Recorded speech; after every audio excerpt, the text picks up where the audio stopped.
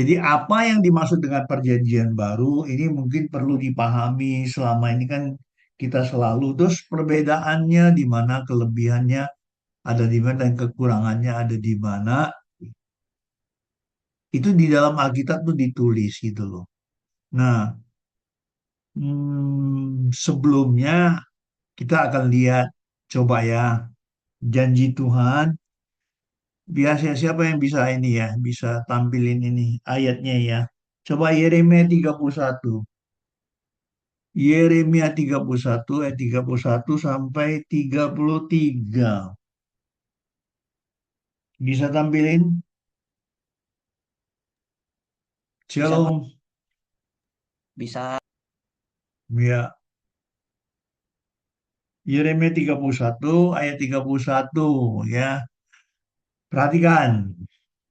Sesungguhnya akan datang waktunya. Akan datang itu kan kita akan datang itu berarti akhir zaman atau kapan ya kita nggak tahu. Bukan pada waktu Yeremia ngomong gitu loh. Yeremia ini keberadaan Yeremia itu kurang lebih 600 tahun sebelum Masehi gitu ya. Namun dia bilang ya kan, dia dapat ya apa firman Tuhan yang diberikan melalui dirinya mengatakan sesungguhnya akan datang waktunya demikianlah firman Tuhan, aku akan mengadakan perjanjian baru, aku akan mengadakan perjanjian baru dengan kaum Israel dan kaum Yehuda. Ini kadang-kadang kan kita pikir ya ini Israel dan Yehuda ini berarti orang Yahudi toh gitu. Sebenarnya enggak ya, ini Israel ini kan arti sebenarnya adalah umat pemenang, umat pilihan gitu loh. Anda mau umat pilihan bukan ya? Tentu. Iya, Pak. Iya, Iya, umat bagus. pilihan. Iya, puji Tuhan. Nah, di mana kelebihan Anda, tapi kenapa nggak dapat kelebihan itu gitu ya? Itu yang jadi ini, jadi pertanyaan gitu loh. Ya kan? Nah, ayat 32 perhatikan. Bukan seperti perjanjian yang telah kuadakan ini ya. Bukan seperti perjanjian yang telah kuadakan dengan nenek moyang mereka pada waktu aku memegang tangan mereka untuk membawa mereka keluar dari Mesir. Perjanjianku itu telah mereka ingkari. Jadi gini, ya. Jadi kan waktu itu kan bangsa Israel itu dikasih hukum Taurat, tapi mereka nggak bisa melakukannya gitu loh. Dibilang mereka ingkari gitu loh ya. Meskipun aku menjadi Tuhan yang berkuasa atas mereka, demikianlah firman Tuhan. Tuhan ini sebenarnya super ini kayak kalau kita eh, percaya pada Tuhan, itu kamu akan mendapat sesuatu yang baik dari Tuhan gitu ya. Namun selalu dia nggak kasih kamu instan gitu loh. Saya kasih contoh ya, saya kasih contoh. Saya kasih contoh ya. Abraham waktu dijanjikan Tuhan, Tuhan bilang ya, saya akan memberikan tanah perjanjian buat kamu. Kamu keluar dari tanahmu, dari rumahmu sekarang, keluar dari orang tuamu, nanti saya akan kasih kamu tanah perjanjian itu. Abraham Abraham percaya waktu itu. Terus kemudian Abraham berangkat sampai di tanah Kanaan. Sekarang itu Israel. Nah, waktu sampai di sana, kalau kita bilang gini ya, kalau kita bilang, kalau Tuhan janji sama kamu, kamu kan berharap, wah ini sudah ada, pasti sediain kan, karena Tuhan yang janji gitu loh. Mestinya kan Abraham kan waktu dia jalan, waktu dia sampai ke tanah itu kan mestinya tanah itu sudah tersedia buat dia. Tapi ternyata enggak. Waktu sampai di sana, waktu sampai di sana, rupanya tanah di seluruh tanah Kanaan itu sudah ada yang punya tanahnya gitu loh. Tapi Tuhan masih tetap bilang, ya, aku akan memberikan tanah ini buat kamu gitu. Kalau kamu baca di Kejadian 12 ya. Sekalipun tanah itu bukan sudah yang punya orang lain gitu ya. Tapi Tuhan bilang, aku akan memberikan tanah ini kepadamu. Nah, jadi kalau gitu kalau kita ngelihat janji Tuhan untuk ngasih Abraham tanah, apakah instan? Enggak kan? Ya, sama dengan Anda sekarang sekolah di China, di Shenzhen, di Nanjing, ya, di Shanghai, di Beijing, umpamanya, ya kan? Itu semua ada rencana Tuhan yang luar biasa. Nanti eh, kita kan udah terima janji ya, gue akan mendapatkan sesuatu yang Tuhan berikan. Sebenarnya kenapa ya? Ah, Tuhan janji sama Abraham, tapi sampai di sana Abraham tidak terima langsung, iya kan? Nah, kalau kita salah paham nih, kalau kita salah paham, kita pikir, wah ini Tuhan nih bohong nih, katanya, gitu loh. Apa sih maksudnya Tuhan lakukan itu buat Abraham waktu itu kan? Nah, kita juga harus hati-hati. Setiap kamu doa, Tuhan kasih kamu lihat, Tuhan kasih kamu kesempatan, jangan jangan langsung bilang, oh, harusnya ada langsung kelihatan. Kalau itu yang terjadi, iman kamu itu pasti imannya apa anak-anak gitu loh. Nah, kenapa Tuhan lakukan itu sama Abraham? Pasti Tuhan mau sebenarnya Abraham tuh tetap percaya nggak dengan janji Tuhan itu. Dan kita ngelihat sejarah ya, kita ngelihat sejarah. Kemudian sampai sekarang ternyata memang tanah itu menjadi miliknya keturunan Abraham gitu. Ini kita perlu paham ya, apa sih tujuannya, ya kan?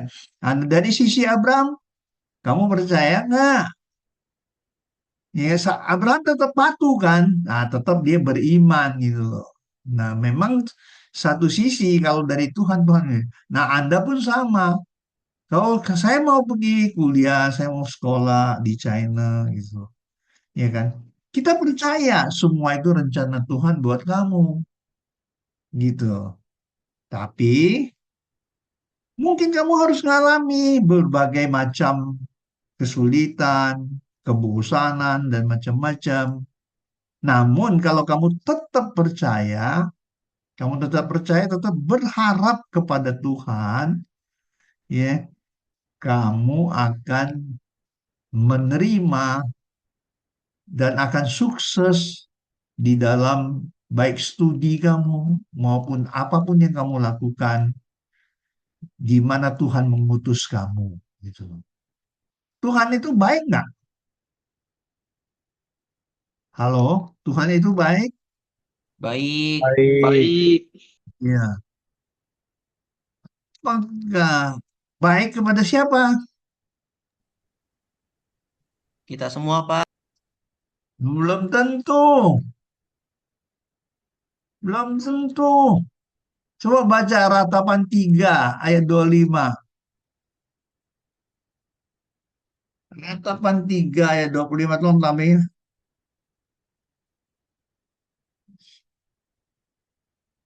Ratapan 3 ayat 25. Tuhan adalah baik bagi orang yang berharap kepadanya kan? Bagi jiwa yang mencari dia. Tapi kalau tidak berharap, tidak mencari dia kayak Abraham. Abraham dikasih kan, hei Bram, gue kasih lu tanah nih. Tapi sampai di sana tanahnya nggak ada, orang punya, iya kan? Tapi Abraham kan percaya, gua pasti dapat makanya, ya. Dia akhirnya keturunannya dapat, ya. Makanya kamu kuliah juga kamu harus tekun. Kamu percaya bahwa Tuhan taruh kamu di situ. Kalau kamu lakukan itu terus kamu harap itu taruh kamu percaya. Saya percaya sini semua pasti berharap pada Tuhan. Kalau enggak ikut dalam apa ibadah ini gitu ya. Saya percaya, teman. Cuman kepercayaannya kan ada kan orang yang ikut-ikutan hanya untuk senang-senang gitu loh. Ada kan yang benar-benar serius.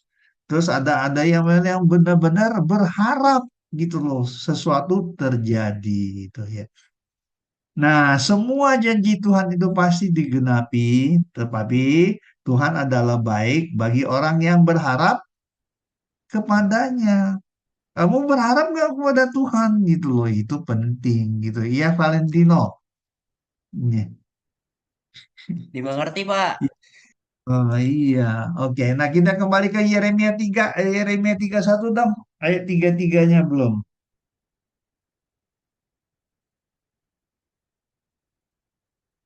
Yeremia 3 ayat 3. Tetapi beginilah perjanjian yang kuadakan dengan kaum Israel sesudah waktu Sesudah waktu itu, demikianlah firman Tuhan, aku akan menaruh Tauratku, nih perhatikan ya, menaruh Tauratku dalam batin mereka dan menuliskannya dalam hati mereka. Maka aku akan menjadi Allah mereka dan mereka akan menjadi umatku. Nih loh, Tauratku. Ya, aku akan menaruh Tauratku dalam batin mereka gitu loh. Nah, dalam hati apa itu sebenarnya gitu loh. Itu kan kita ingin tahu nih apa sih sebenarnya gitu loh dalam sejarahnya. Jadi perjanjian baru yang dikatakan di sini ini sebenarnya aku akan demikianlah firman Tuhan, aku akan mengadakan perjanjian baru dengan kaum Israel dan kaum Yehuda. Nah, kita nih pengen tahu nih perjanjian baru ini apa gitu. Nah, kalau baca sini berarti Taurat itu menaruh Tauratku dalam batin mereka gitu loh. Nah, di sini Taurat itu kan ukuran kita tuh pastilah firman Tuhan. Kalau Taurat kan umumnya di perjanjian lama itu loh. Nah, kita akan lihat kebenaran ini sampai di mana. Coba kita lihat. Yehezkiel 36 coba. Yehezkiel 36 ayat 25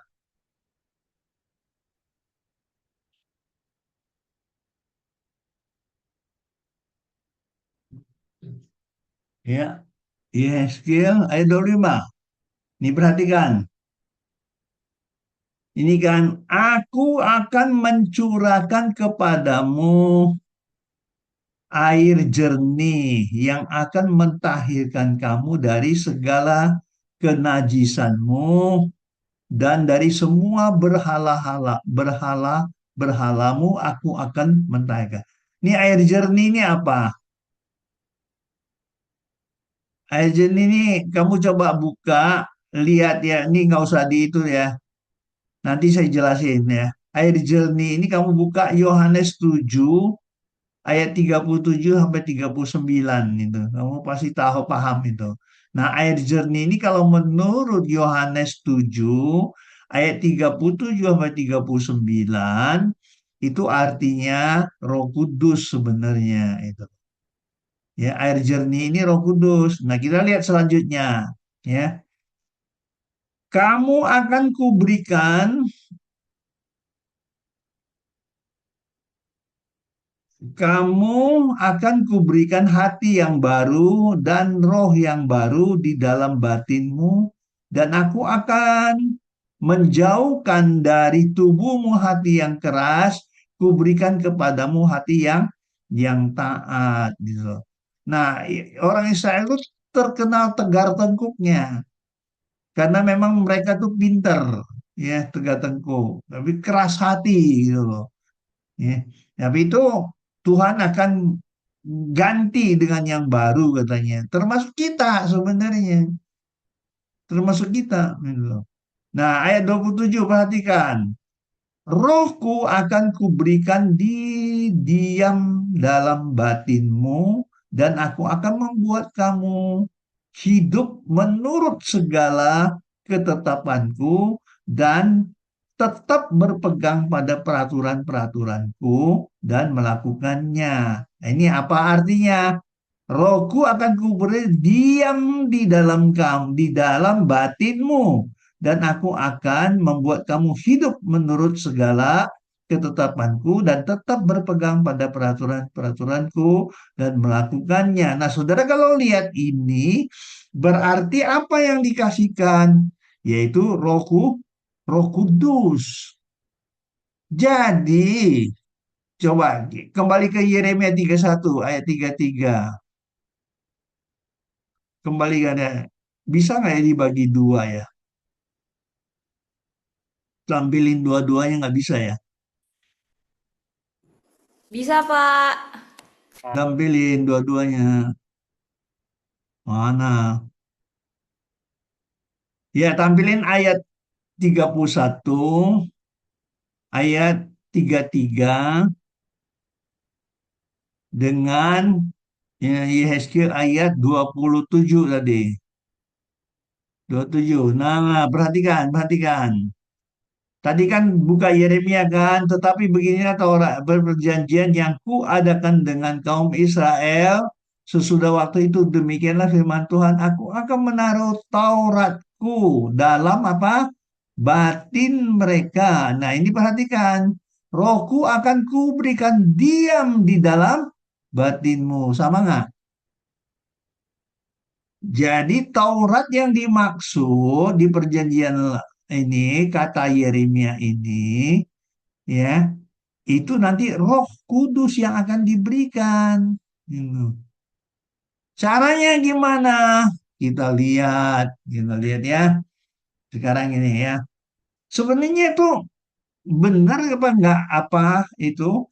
Nah, kita lihat suatu kebenaran sebenarnya orang yang penuh Roh Kudus itu sangat istimewa sebenarnya karena di hidup dia itu dia bisa menguasai diri, dia juga punya hikmat yang luar biasa gitu loh ya. Ya coba kita tampilin lagi. Iya ya. Kita lihat Yesaya 11 ayat 2 coba. Yesaya 11 ayat 2.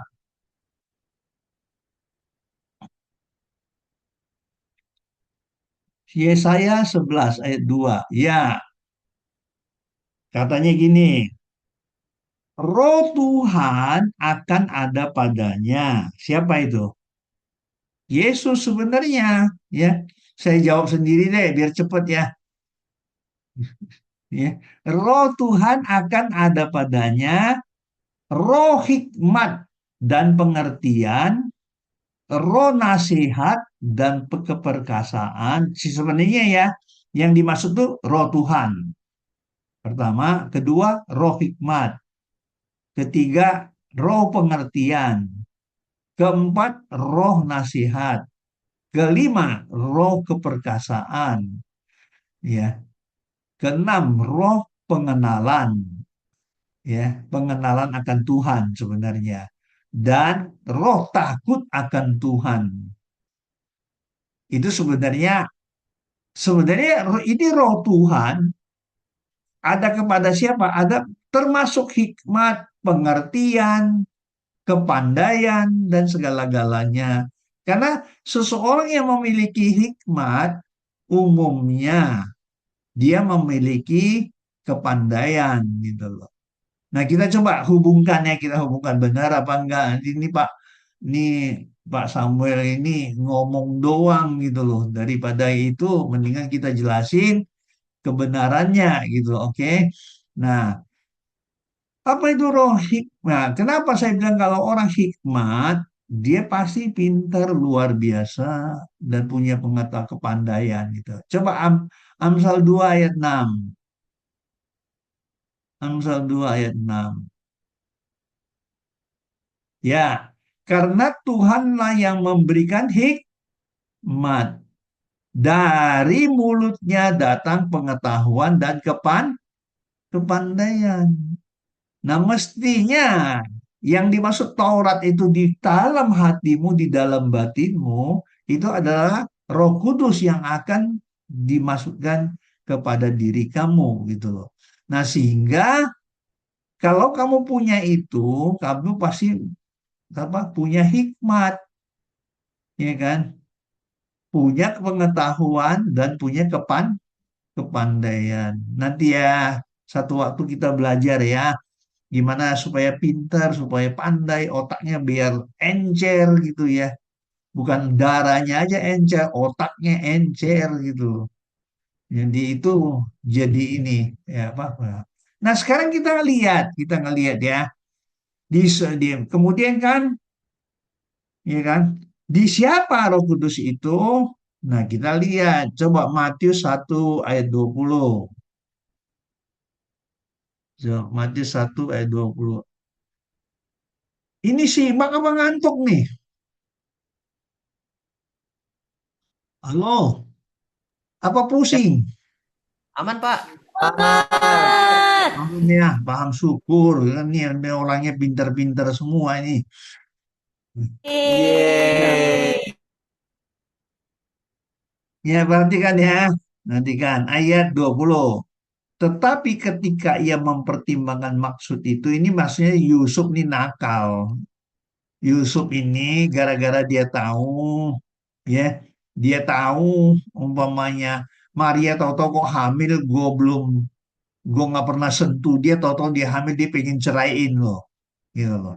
Nah, tapi ketika ia mempertimbangkan maksud itu, ini Yusuf ya, malaikat Tuhan nampak kepadanya dan dalam mimpi dan berkata, Yusuf, anak Daud, janganlah engkau takut mengambil Maria sebagai istrimu, sebab anak yang di dalam kandungannya adalah dari Roh Roh Kudus. Nah, dari sinilah, dari lahirnya Yesus itulah masuk dimulai adanya perjanjian baru. Ya, jadi kalau menurut ayat ini, kalau dilihat ayat sebelumnya, Yeremia 31 tadi, sampai 33, berarti Yesus lahirlah, makanya di Alkitab itu perjanjian baru kan dari Yesus lahir. Oke, paham ya? Ya, ngerti ya? Ya, jadi dari apa? Dari Roh Kudus. Nah, Roh Kudus ini kan oleh Tuhan diberikan kepada saudara. Nah, kita lihat ya, kita lihat. Yohanes 14 ayat 16 dan 17. Yohanes 14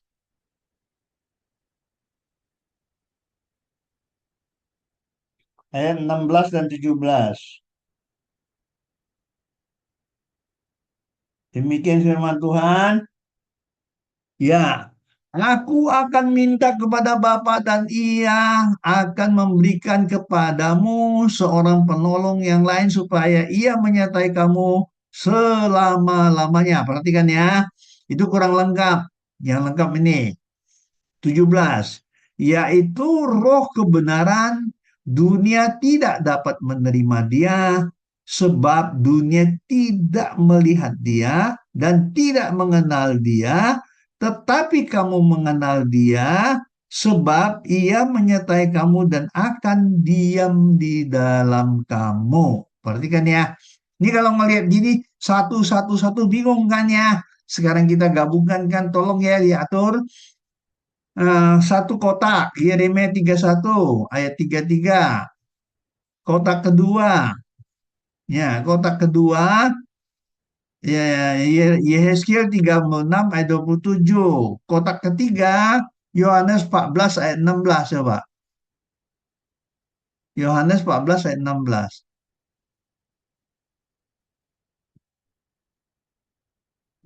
Ayat 17, ayat 17-nya aja, ayat 17. Sorry, sorry.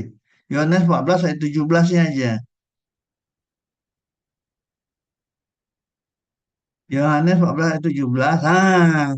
Itu tadi yang eh, Yeremianya di sini, Yeremia di samping, Yehezkiel dengan Yeremia tukar tempat. Yehezkiel dan Yeremia tukar tempat. Nah, Nah, baru Yehezkiel. Canggih nih.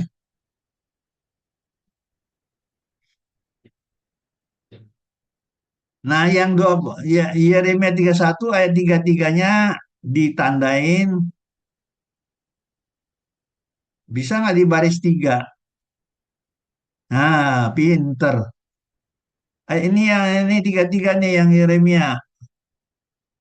Nah, barisin, coba lihat ya, perhatikan. Perhatikan ya, perhatikan. Tetapi beginilah perjanjian yang kuadakan dengan kaum Israel. Tadi kan ada namanya perjanjian baru ya. Sesudah waktu itu, demikianlah firman Tuhan, aku akan menaruh Tauratku. Nih perhatikan nih, Tauratku di dalam batinmu. Di sini rohku akan kuberikan diam di dalam batinmu. Ini yang ketiga. Sebab ia akan menyertai kamu, berarti Roh Kudus kan? Menyertai kamu dan akan diam di dalam kamu. Jadi sinkron nggak?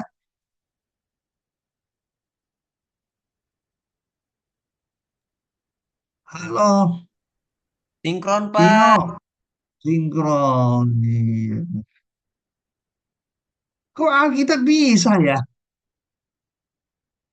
Yeremia, Yehezkiel, Yohanes, gitu loh. Iya kan? Iya. Jadi sebenarnya luar biasa kan ya? Nah, ini yang disebut perjanjian baru. Tadi kan kalau saya mau kotak lagi satu kan bisa Matius gitu mamanya. 1 ayat 20 gitu loh. Ya. Jadi kan jadi jelas ya urutannya gitu loh. Kenapa ada perjanjian lama? Kenapa ada perjanjian baru? Jadi kelebihan Anda di dalam perjanjian baru itu di mana? Kita punya Roh Kudus, Pak. Iya, tapi punya Roh Kudus kan mestinya Taurat Tuhan itu ada di dalam kamu kan. Betul, Pak. Jadi yang terjadi itu diambil cuman Roh Kudusnya, firmannya diabaikan, makanya jadilah setengah-setengah. Pinter enggak, bodoh enggak gitu loh. Mesti kan kalau memang kamu lengkapi itu kamu akan jadi orang yang luar biasa sangat gitu loh. Ya. Nah coba yang Yeremia ini, yang ini nih naikin ke 31 coba, yang ini 31. Ya. Sesungguhnya akan datang waktunya, demikianlah aku akan mengadakan perjanjian baru dengan kaum Israel. Bukan seperti perjanjian yang aku adakan dengan nenek moyang mereka pada waktu aku memegang tangan mereka. Mereka akan keluar dari tanah Mesir, telah mereka langgar, menjadi tuan berkuasa atas mereka. Nah sekarang coba yang ini kamu buka, ke 26, 25, 26. Yang ini bukan yang itu sayang, yang ini. Ya, aku akan mencurahkan kepadamu air jernih, akan mentahirkan kamu dari segala kenajisanmu dan dari semua berhala berhama aku akan mentahirkan kamu. Kamu akan kuberikan hati yang baru dan dan roh yang baru di dalam batimu dan aku akan menjauhkan dari tubuhmu hati yang keras, kuberikan kepadamu hati yang taat. Jadi harusnya orang penuh Roh Kudus itu ya faktanya dia harus. Jadi gini coba ya, coba. Galatia 5 ayat 22 23.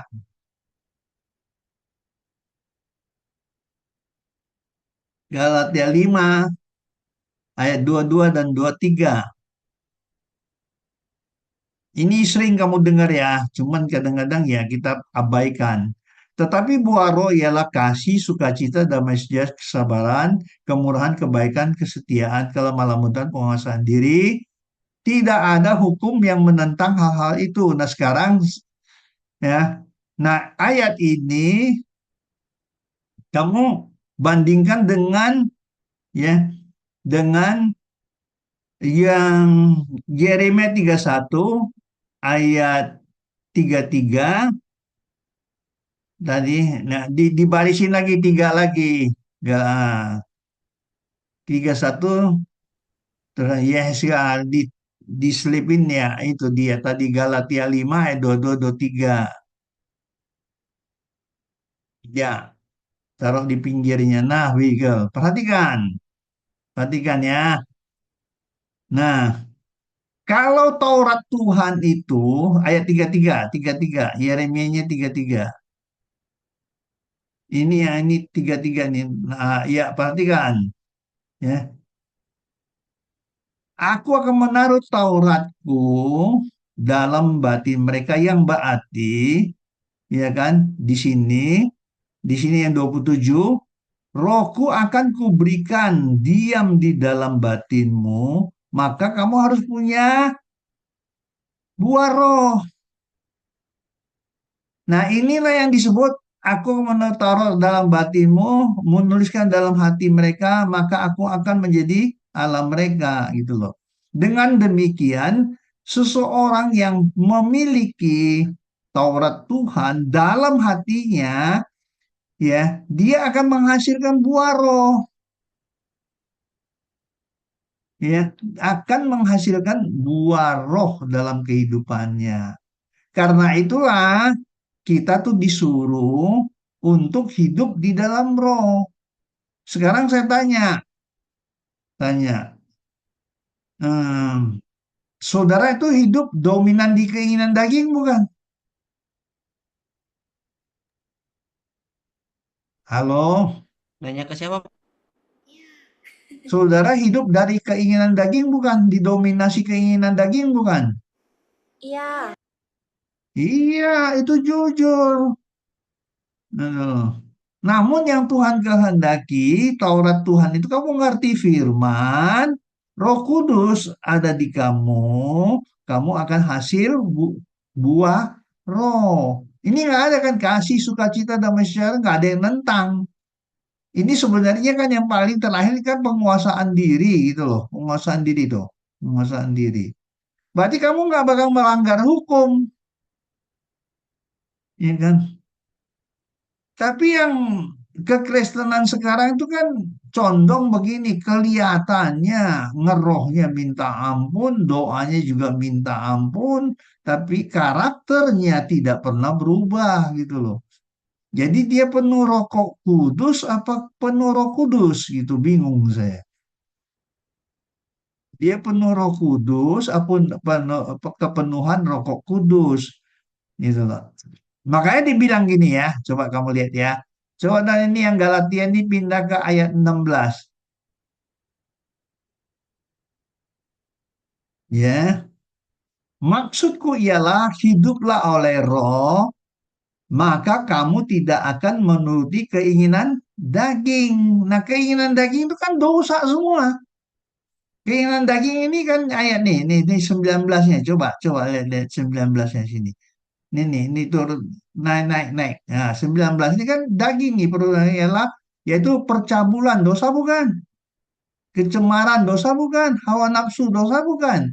Penyembahan berhala, sihir, persekutuan, perselisihan, iri hati, amarah, kepentingan diri sendiri, pencederaan dan roh pemecah, kedengkian, kemabukan, pesta pora, sebagainya terhadap semuanya itu kuperingatkan kamu seperti yang telah kubuat dahulu bahwa barang siapa melakukan hal-hal yang demikian, ia tidak akan mendapat bagian dalam nggak masuk surga loh,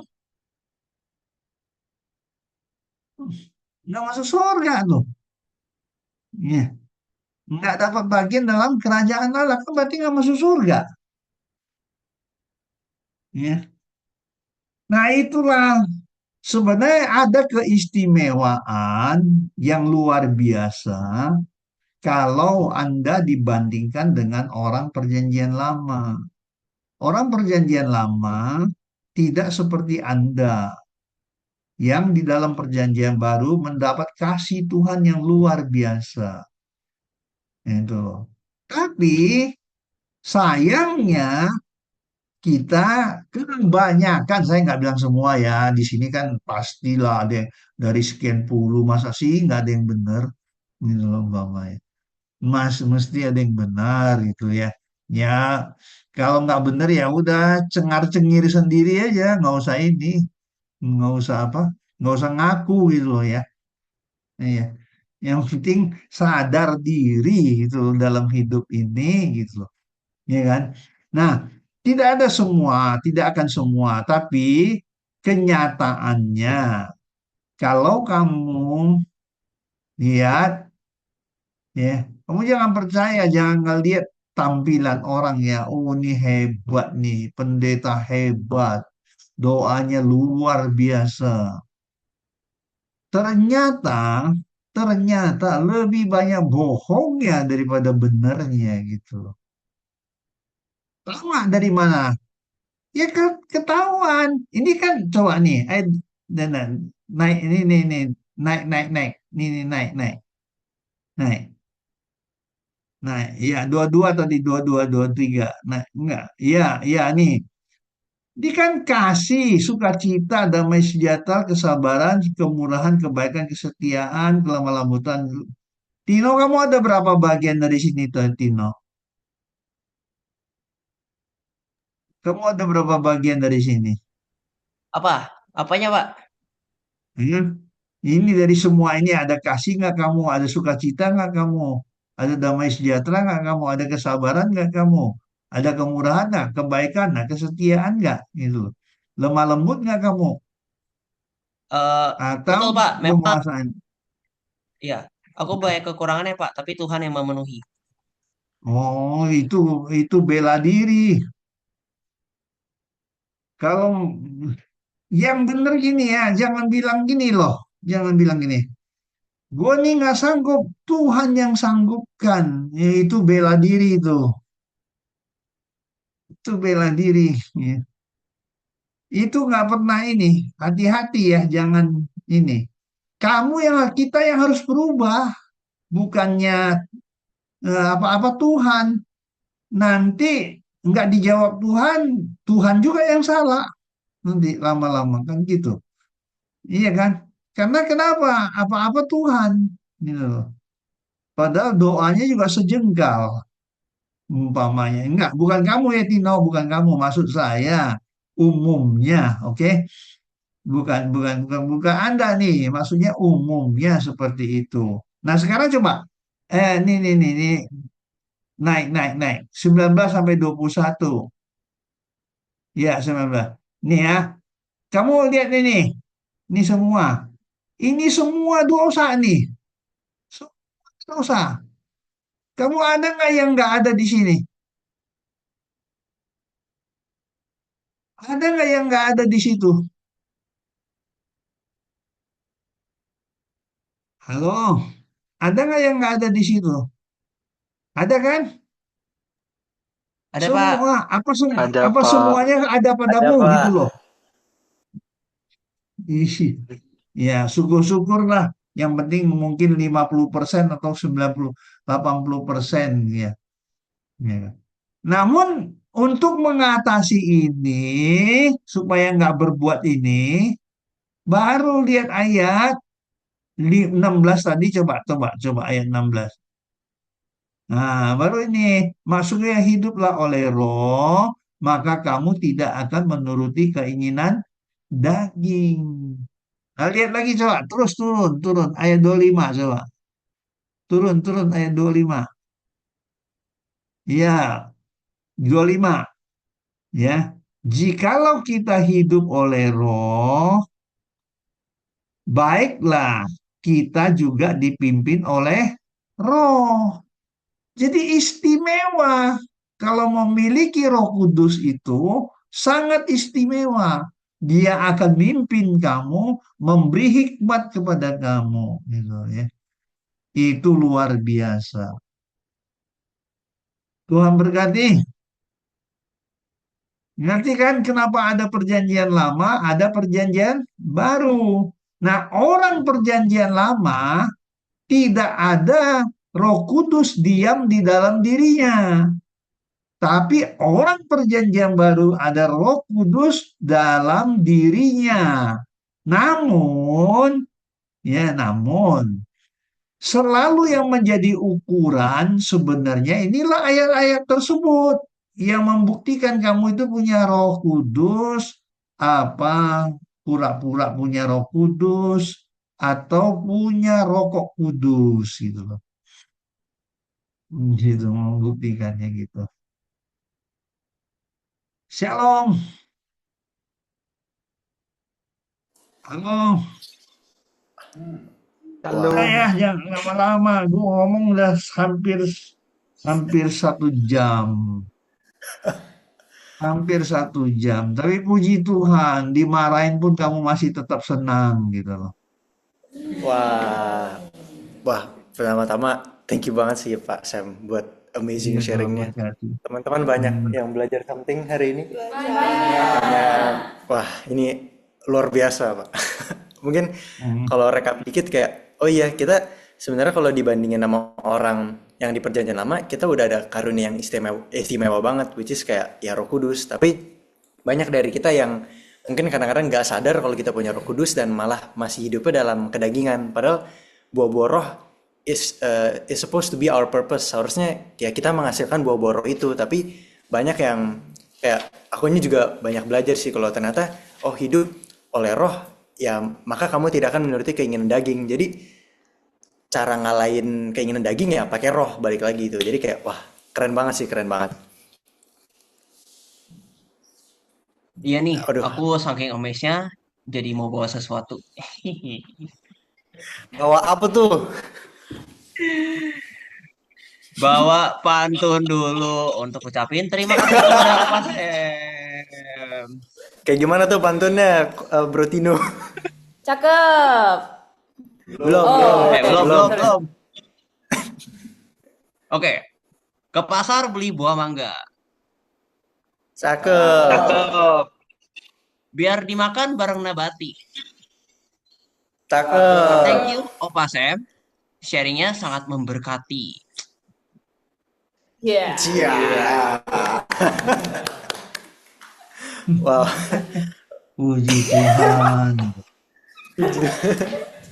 Yo, Wah, ya. ada makanan apa di Sencen yang enak? Ini Cian. Gimana? Pak, saya jangan makan terus. Saya sudah nambah berat badan. Tapi Nanti kamu nyusul kurusan ya kok Pak sekarang. makanannya. Wah, ini Agak kurusan ya. Ada yang bilang kamu cakep nggak? Oh. ada nggak? Ada sih. Oke. Thank you. Ada lagi yang mau nanya nggak? Wah, ya. Mungkin sebelum ke sana kayak jujur pasti udah banyak yang penasaran tapi aku mungkin kayak summarize dikit lagi ya, apa yang aku dapat dari Pak Sam tadi nih kayak aku kayak paling kategorinya di bagian yang ini sih guys yang kayak hidup tentang roh kayak aku awal-awal juga bingung banget kayak oke, Roh Kudus ada dalam aku tapi kadang-kadang masih kayak abstrak gitu loh kayak oke, Roh Kudus ada dalam aku dan Tuhan emang Tuhan yang taruh dalam kehidupan aku gitu tapi kok kadang-kadang masih susah lawan keinginan daging ya misalkan kayak bangun siang atau mungkin kayak males-malesan tapi aku selalu coba cari cara kayak gimana ya buat ngalahinnya apa pakai coba cara-cara kayak tidurnya pagian kayak ya itu bisa sih tapi ultimately cara kita ngalahin keinginan kedagingan itu ya pakai roh kan roh Tuhan udah ada dalam kita roh hikmat roh pengertian roh nasihat dan keperkasaan roh pengenalan dan takut akan Tuhan jadi kayak God has given us everything we need biar kita bisa menghasilkan kayak buah-buah roh ini ini kayak benar-benar memang ya as simple as praktek bisa nggak mau nggak kita benar-benar embrace semua roh yang Tuhan udah kasih ke kita ini Dan kita juga mau tetap pegang ke dasar ayatnya. Karena seseorang yang memiliki Taurat Tuhan, dia akan menghasilkan buah roh dalam kehidupannya. Nah, kalau itu dari aku sih. Apa teman-teman ada pertanyaan atau mungkin tanggapan buat Opa Sam? Bagus rangkumannya, Ken. Wah, puji Tuhan. Ada pertanyaan nggak guys? Teman-teman Sencen ada yang mau nanya? Oh, pinter Masih diproses. semua. Pinter tapi takut nanyanya. Ada pertanyaan nih Opa Sam. Hai Pak Apa? Sam. Halo. Thank you. Aku mau nanya, jadi kan tadi kita belajar that we need to like kuatin our roh karena our roh should be stronger than our flesh. Tapi ada nggak langkah praktis untuk menyangkal kedagingan? Yang aku kepikiran cuman puasa. Selain itu ada lagi nggak? Puasa ya benar. Tapi yang paling benar, kalau kamu selalu hatinya, hidup kamu dalam keseharian kamu itu selalu dekat sama Tuhan dan memuji Tuhan, itu jauh lebih efektif untuk menguasai keinginan daging kamu. Oh, oke. Sehari Thank you, Pak. sehari berapa kali memuji menyembah Tuhan? Kata kata Daud juicy. Bukan. Kata Dan. Berapa kali ya? Berapa? Iya, aku sih Pak tadi. Aku sih sekali. Sekali Pak. Iya. Oh, Kurang banyak sih baca seperti Mazmur 119, 164 coba baca. Mazmur 119. Mazmur 119 ayat 164.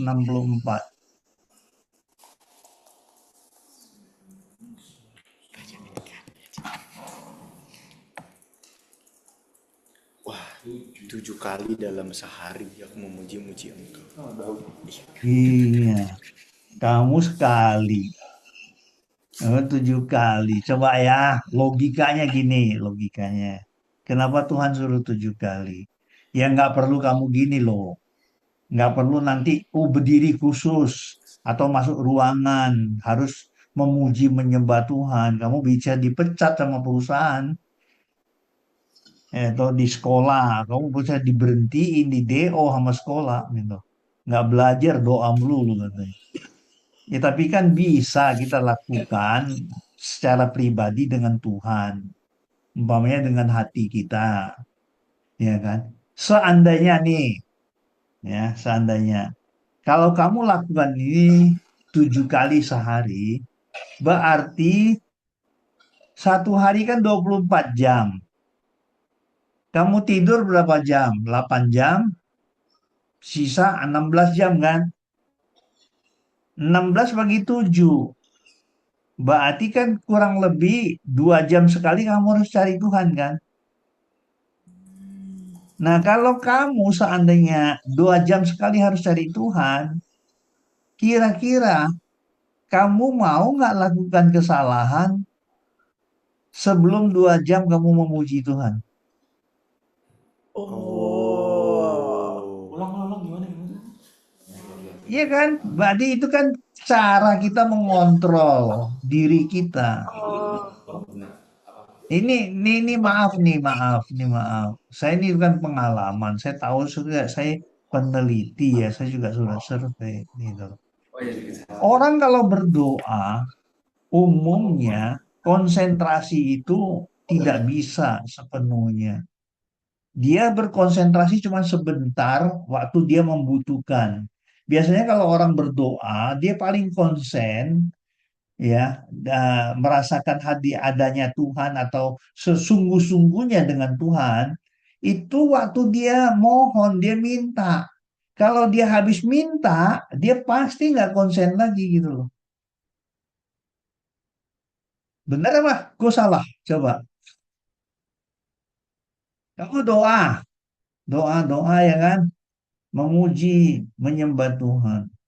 Waktu kamu doa, orang doa itu kan semuanya minta kan, nggak ada yang nggak minta kan, semuanya minta. Ada nggak yang nggak minta? Selalu minta kan.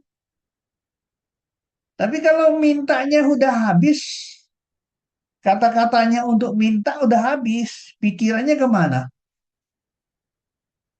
Nggak ke Tuhan lagi kan? Nah, ke Tuhannya waktu dia minta kan. Nah, sekarang coba yuk balikin keadaan kamu memuji Tuhan gak usah minta. Dan kamu akan merasakan gini loh, kalau saya nggak memuji Tuhan, 2 jam lagi gue akan memuji Tuhan. Iya kan? Umpamanya nih, 2 jam lagi. Berarti kalau umpamanya saya lakukan satu kesalahan atau dosa dalam hidup kita waktu itu, kita akan merasa rugi. Ngapain sih ya saya muji Tuhan itu loh. Nah, di situ kamu bisa ngontrol diri kamu. Hai BCC family, hope you are blessed with today's sermon. Remember when the Bible said, berbahagialah orang yang mendengarkan firman Allah dan menaatinya. Jadi yuk aplikasikan firman Tuhan hari ini. I also encourage untuk teman-teman you follow our Instagram BCC Fams and subscribe to our YouTube channel supaya kita bisa sama-sama diperlengkapi dan bertumbuh bersama untuk serupa dengan Kristus. Dan bagi teman-teman yang butuh dukungan doa, konseling, dan mencari komunitas, boleh kontak melalui Natasha 0812 345 06768. Because you are loved, you are welcome. Let's grow together! See you soon BCC family.